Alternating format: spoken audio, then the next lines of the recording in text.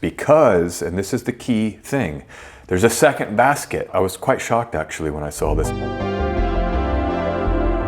So wow, we're here guys. It's crazy that we're already in 2026. We're deep into 2026. It's been moving quite fast this year, and we're here in May 2026, or I record this in late April, but when we're getting long in the tooth or longer in the tooth here in the year. And the big thing about this year, the thing that's been on my radar for a number of years now, and it's been on the radar of more well-known and long passed on astrologers for decades even, is this configuration this summer called the basket, or Barbault's basket, or the cradle, which is the name of the shape that these planets will make. When you look at aspect configuration theory or aspect picture theory, you know, they draw aspect pattern theory, I think is what they call it. So this cradle made by outer planets that arrives this summer. Uranus in Gemini, now in Gemini as I record this, so all the pieces are in place of the outer planets. Jupiter will enter on the 30th of June this year, Leo. So you'll have Jupiter in Leo, Uranus in Gemini, they form a sextile. You'll have Uranus in Gemini forming a sextile to Neptune in Aries, which then will form the trine to Jupiter in Leo, and then all planets will make aspects to Pluto in Aquarius, and it forms this very elegant configuration of the basket. And I made a tweet and I used that name back in I think 2020, 2021, maybe 2022 even. I think it was 2021, but because it looks like a basket. I remember that tweet. I don't have it anymore because I left Twitter, but I said something like, this is what we're gonna land in, because we were living during that time of the COVID crisis, in the depths of it in 2021 with Saturn in Aquarius and Jupiter in Aquarius. It was all about that Aquarian heavy rules back in 2021. And I was like, we're gonna land in this basket. And this is kind of what we get to rest in. I'm thinking about a beanbag. Someone was talking about a beanbag chair recently, and I thought that's what it is. Like, you rest in the chair and it can support you in this final landing place.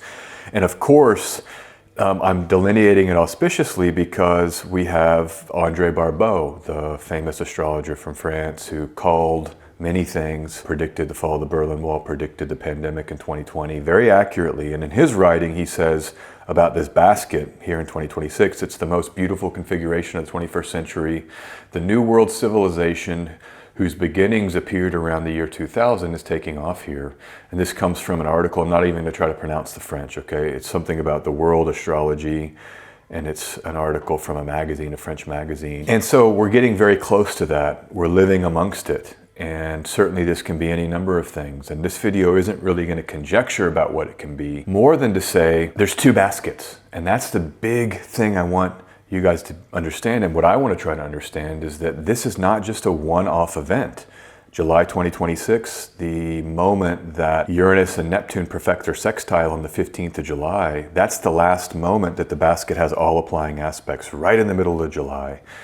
And it's not just that it's in July, that's the moment, and then we have no other transiting support for this because, and this is the key thing, there's a second basket. I was quite shocked actually when I saw this, and this all came out in a video that I made with Susan Hopkinson. She invited me onto her channel, and we were talking, and I pulled up my software, and we were just grooving back and forth. And I always have Ceres in my software because it's a dwarf planet, and so I try to stay consistent when I put any dwarf planet on, like Pluto. I always put every dwarf planet I'm able to put on. And in fact, in the Lid app, I use 6 dwarf planets in that app that are coded in. I use the 6 that are closest to us. Hey guys, if you haven't subscribed, please do so. Keeps the videos flowing. It's free to do. I really appreciate your support here on the channel. And so thank you for that. I appreciate that. And back to the video. Anyhow, the point is that we were talking about June 2027 because the outer planets, that minor grand trine that forms between Neptune and Aries, Pluto and Aquarius, and Uranus and Gemini, that's a long-term thing where there's multiple passes with each of those aspects. And so it's a bit of a longer process. But then we threw up the chart and there's Ceres. And when you go to June, you get a second basket. All the aspects apply again. And now it's Ceres taking the place of Jupiter. And so when I saw that, I was like, wow, okay, this is actually a lot longer. It's gonna take a year if you think about it this way, where you have the first basket, maybe something major gets triggered. And here's where I will postulate. Is it AI breakthrough accelerated into that new world of the AI? Is it some kind of divine intervention? Is it UFOs or disclosure, whether it's angels or demons or whatever it's going to be?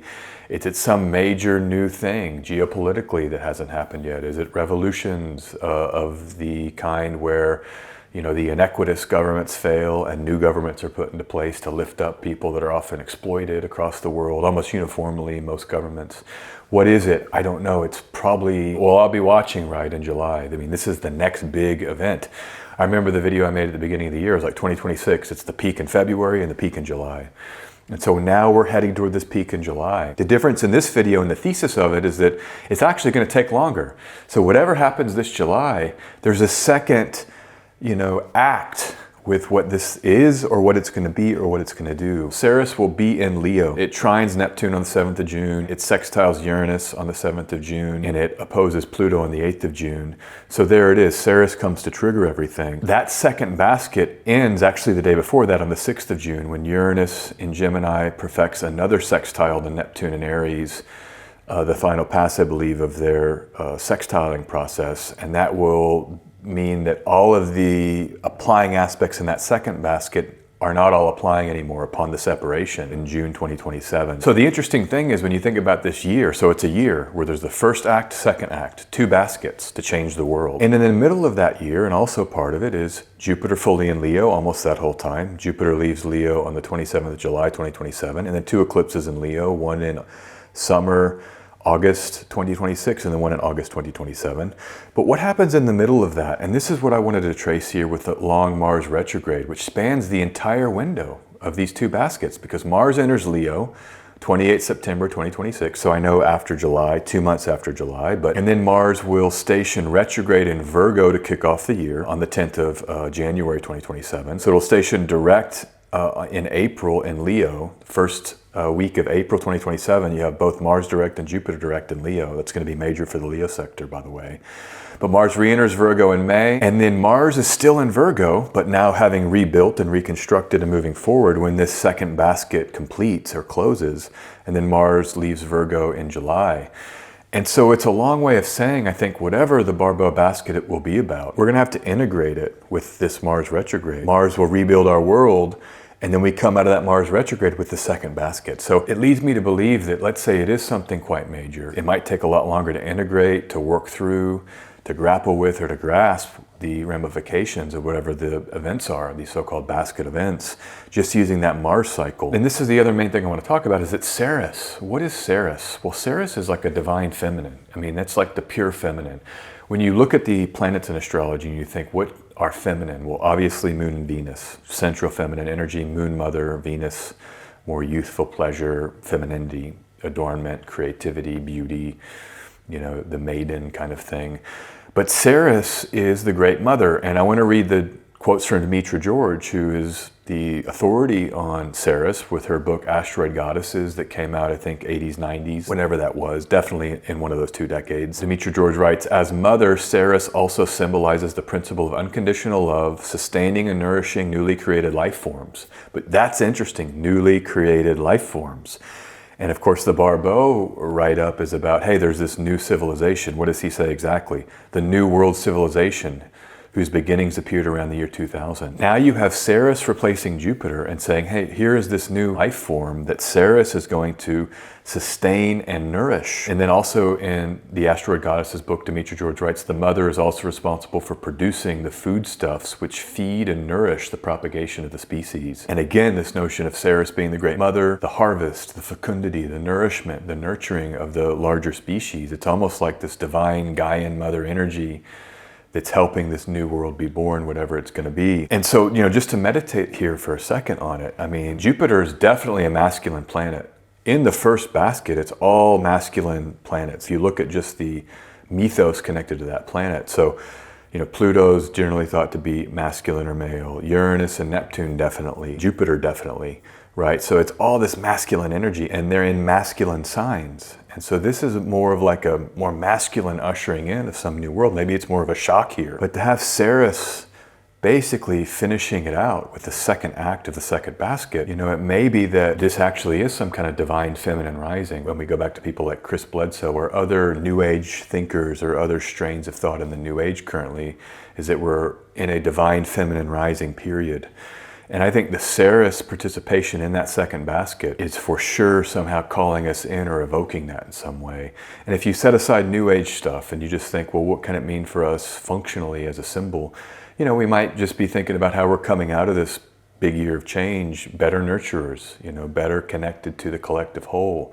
And I think about things like these new lockdowns they're talking about. If there's going to be an energy lockdown, remember those lockdowns in 2020, 2021 and how the earth healed because no one could travel? These ecosystems were healing overnight. And so I'm not an advocate of energy lockdowns, let me be clear, but some of this may be forced if the fuel literally isn't there, right? How do you travel? But maybe that's some of what's coming here. We're going to sort of reset the earth and nourish it and heal it in a new way, and we'll have ways to reflect and think, if there are great fast-moving changes, just on what it means to love and be human truly. Do we need to fly all over the world to go see all of these sites? I just saw there's discussions in Athens. I think the new mayor or someone running for mayor there saying Athens can't be just a hotel, a city that's a hotel. And that's what a lot of these places have become. They're just transient, millions of people fly in and out, and I think it does affect the quality of the experience of a place to have so much transience, but it's more of like the energetic spirituality of it. Is that soul nourishing to just be flitting around the world? Or maybe we're being called into something of like the home and staying put, George Harrison's concept of without going, you know, out of your home, you can know the secrets of the world. The farther one travels, the less one really knows, this kind of idea. I do think there may be some kind of more reflective or home-oriented approach here that we're maybe coming into for this little pocket, or maybe the rest of the decade, or maybe forever, I don't know, where we realize we can kind of nurture, nourish the people around us and kind of tap into some kind of divine feminine archetype or energy in ways to meet whatever crisis or whatever this Barbault basket moment is going to be about, or whatever great new change that's going to be born, and whatever birth pains are related to that change. We've got this, you know, great mother Ceres archetype to nourish during this time. So it's fascinating. It's fascinating. And just the final note here, know that the new moon in Taurus on the 16th of May, the sun and moon are at 25 degrees Taurus. They meet there. Well, guess what is also there? Ceres, 25 degrees of Taurus for this new moon in May. And so I think we can begin thinking about what Ceres is, what it is calling us into right now to prepare for the events of this summer, and then the events that will extend in the next late spring and June with the second basket of Barbault.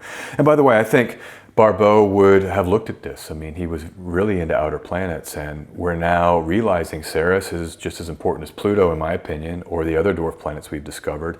The dwarf planets themselves are almost a feminine opening, because other than Pluto, they're almost all feminine, or a lot of them are. Maya, Ceres, Aries, and it may be keying us into a counterbalance in terms of a just energetic rebalancing in our astrological world. This video isn't a dwarf planet breakdown. I'm going to do more of that hopefully in the future. But anyhow, I think the rise of Ceres is part of, at least as my experience as an astrologer, the milieu of the astrological discourse. It's not just, oh, there's only 10 planets and Pluto gets at, that's all old thinking. That's done, in my opinion. That's over. Over forever. There is 7 planets. There are 2 modern planets, as I call them, and then there are a large number of dwarf planets. There's like 9 of them that there's astronomical consensus around.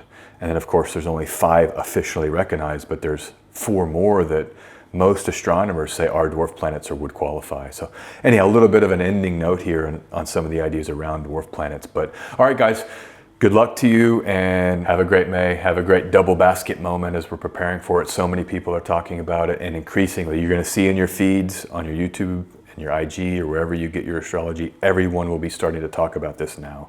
The Barbault basket this summer, but remember, it's next summer too. All right, peace guys, take care, bye-bye.